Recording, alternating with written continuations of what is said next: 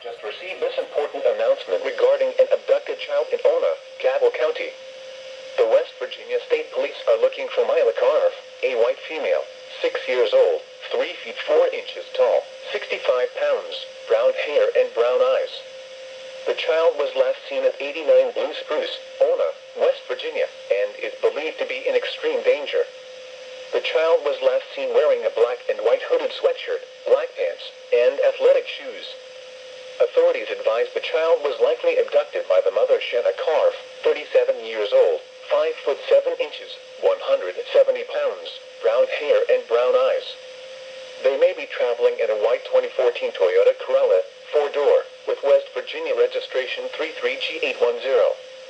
If you have any information on the whereabouts of Mila Carf, please contact the West Virginia State Police at 304-558-7778 or call 911 or star SP on your cell phone.